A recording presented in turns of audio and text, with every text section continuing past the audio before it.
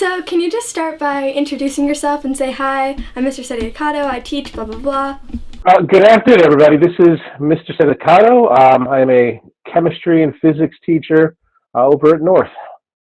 How have you adapted to quarantine? It's been a bit of a change. There's definitely a lot less outside time. There's been a lot of readjustment to what's a new normal. Trying to find a lot more balance day to day. Working carefully to limit the outdoors time and how much it's necessary to go out and buy groceries and other stuff we need at home. Took a little getting used to. It's week 3, so I think we've got it down to a little bit of a science at this point.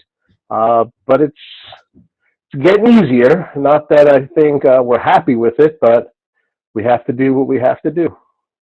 Okay, so I think you addressed the changes. Do you want to elaborate a little bit more on what changes you have experienced? The biggest thing is just trying to find a new balance, a new schedule to the day. I think we all got used before this came down to, at this time we have to go and do this thing and get up and get ready and go to school. It's a matter of finding that new routine and that new sort of pattern for it.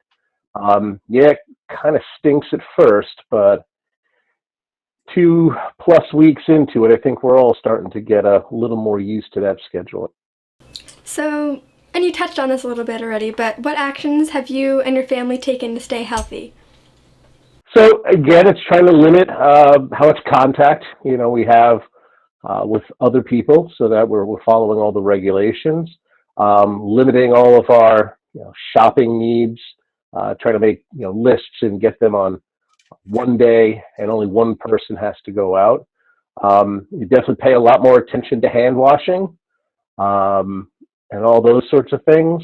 Anytime somebody heads out of the house, trying to make sure we come right in, change of clothes, quick cleanup and all that. Make sure we're doing our part to help stop the spread of this disease. So now I'm going to ask you a little bit more about virtual learning and with school and stuff. So what are some positive and negatives about virtual learning? Some of the positives are there's a lot of virtual content out there. It makes it a lot easier to kind of look and explore some of these topics. I think especially with the sciences, having that visual side to it where you can see more of the science in action than a lot of the theoretical stuff we explore is kind of beneficial. I think it gives students a better opportunity to see how these things apply in the real world. I think where it's been weakest and some of the struggles with it is how do we then go back to some of that skill building. The online learning is fantastic for seeing the application of these ideas.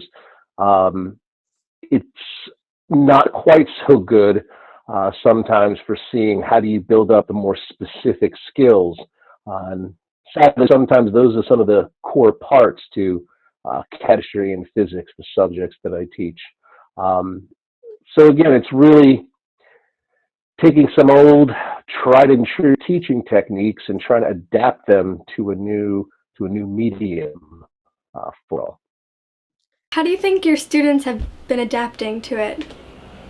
I think they're getting better at it. I think same thing applies here that's applied to everything else that's going on. I'm sure at first there's a little bit of a struggle.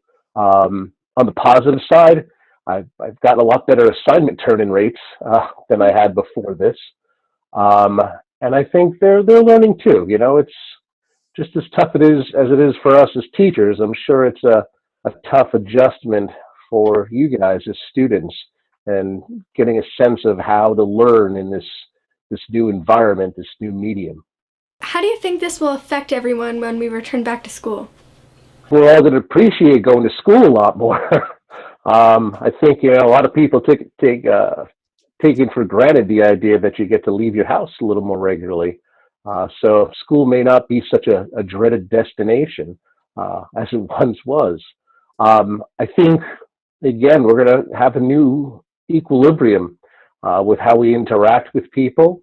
I think we're going to be a little more cautious about things like shaking hands, gathering together in large groups for a while, until people kind of get that sense of safety and it's okay back.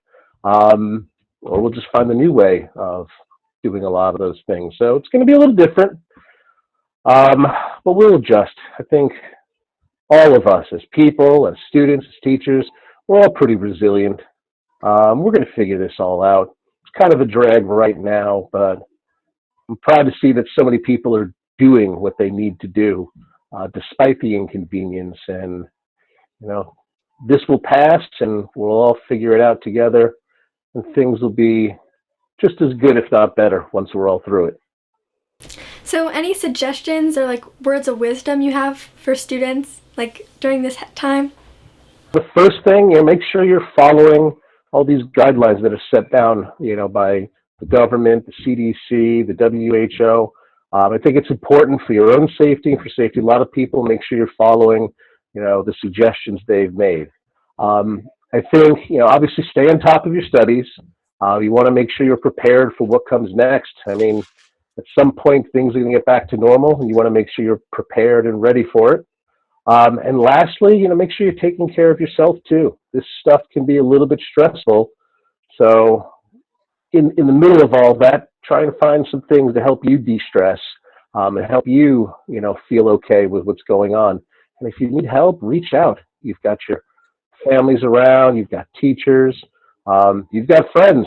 Log on and get together, maintain those relationships, maintain those things that are going to help you feel good and get through this rough time.